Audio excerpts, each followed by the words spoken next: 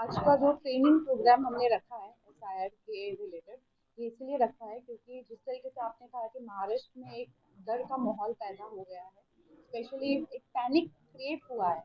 और इस पैनिक को एड्रेस करने के लिए ही हमने आज का ये ट्रेनिंग रखा है।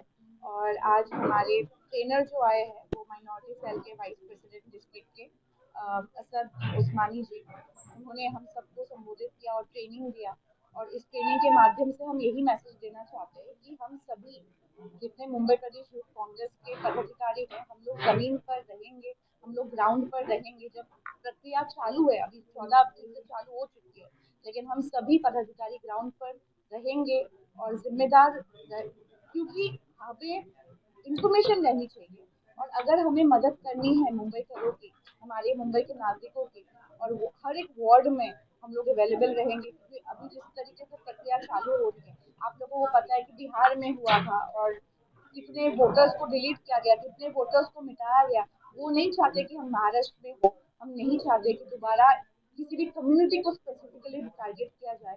इसीलिए इस ट्रेनिंग कैंप का आयोजन किया गया। इस ट्रेनिंग कैंप के माध्यम से सभी जितने हमारे मुंबई के पदाधिकारी हैं वो वेल इन्फॉर्म्ड रहेंगे एसआईआर की प्रक्रिया के बारे में, एसआईआर क्या होता है क्या नहीं, और स्पेशली कैसे बीएलओ को कांटेक्ट करना है, सभी कुछ आज बताया गया। और इसके माध्यम से हम ये अपेक्षा रख रहे हैं कि ग्राउंड पर जब हम खुद प्रेजेंट रहेंगे तो हम मुंबई करों की मदद कर पाएंगे।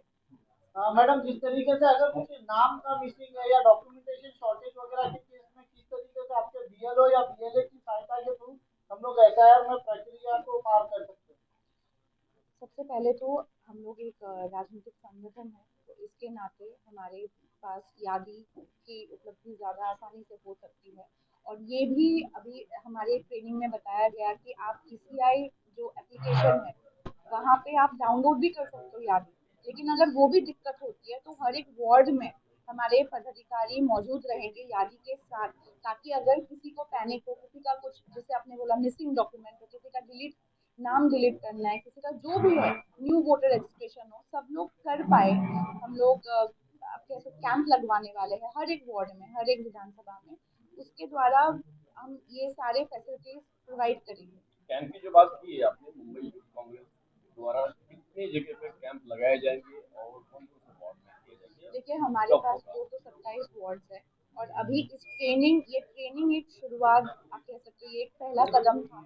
इस ट्रेनिंग से अगर हम जमीन पर उतर कर मदद करने जाएंगे, सबसे जरूरी ये है कि हमें इंफॉर्मेशन सही तरीके से हमारे पास हो।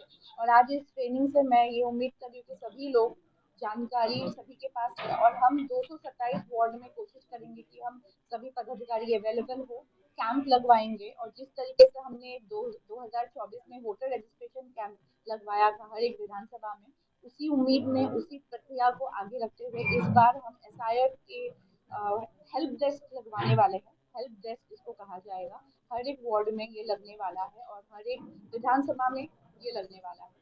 एसआईआर को लेके जो है देश में रूमर्स फैल रहा है, क्या है एसआईआर? देखिए इसे एसआईआर का जो फुल फॉर्म है स्पेशल इंटेंसिव डिवीजन कहा जाता है। और ये एक प्रक्रिया आप कह सकते हो कि गवर्नमेंट के तौर से एक इलेक्शन कमीशन के तौर से हमेशा किया जाता है, ताकि जितने वोटर्स है उनकी एक आइडेंटिफिकेशन किया जाए।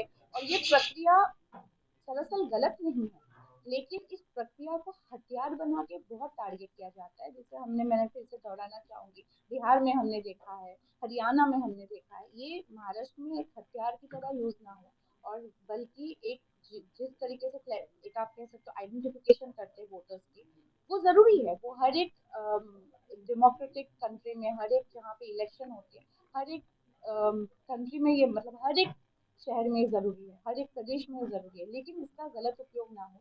इसीलिए हम ये डर, ये पैनिक, इसको एक सपोर्ट सिस्टम के तौर पे हम लोग रहना चाहते हैं ग्राउंड पे। इसीलिए ये ट्रेनिंग कैंप के माध्यम से हम सोचते हैं कि एक सपोर्ट सिस्टम हम बन पाए मुंबई कर्स के क्या लिए। महाराष्ट्र में लागू होगा?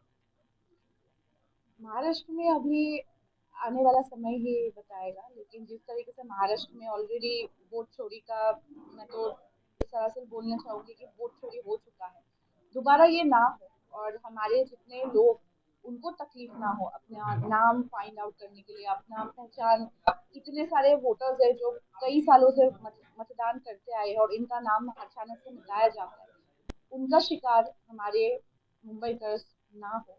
इसके वजह से हम चाहते हैं कि हम लोग कहीं ना कहीं काम आए। वोट बात की तो वोट चोरी के लिए काफी राहुल गांधी जी ने भी काफी जद्दोजहद की, मगर अब तक कुछ नहीं हो पाया।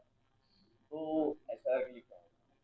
इसीलिए देखिए, कुछ नहीं हो गया करके हाथ ऊपर नहीं कर सकते। राहुल गांधी जी आप देख सकते हो, हर एक दिन संविधान की रक्षा करने में लगे हुए हैं। हर एक दिन आप देख सकते हो कि राहुल जी डेमोक्रेसी को बचाने के लिए वो लगे हुए हैं। और ये जो एक माध्यम है जो आज हमने किया, जो हर एक वार्ड में हमारे पदाधिकारी मौजूद रहेंगे, हेल्प डेस्क, एसआईआर की हेल्प डेस्क लगाकर, ये एक जरिया है कि हम चुप नहीं बैठे हैं। जो भी गलत आप करना चाहोगे एसआईआर के माध्यम से, हम मुंबईकर्स के लिए खड़े रहेंगे। और हमारी ये पूरी तरीके से प्रयास रहेगी कि हमारे नागरिकों के साथ गलत ना हो। आने वाले समय के लिए प्रिपेयर करना। यस, अभी ईसीआई तो मैं कहूंगी कि भरोसा तो बिल्कुल नहीं है ईसीआई पर। लेकिन at the same election commissioner ही हमारे, हमने कई प्रोटेस्ट भी किए थे पहले भी मुंबई प्रदेश यूथ कांग्रेस की तरफ से, और मुझे नहीं लगता कुछ बदलाव आया है।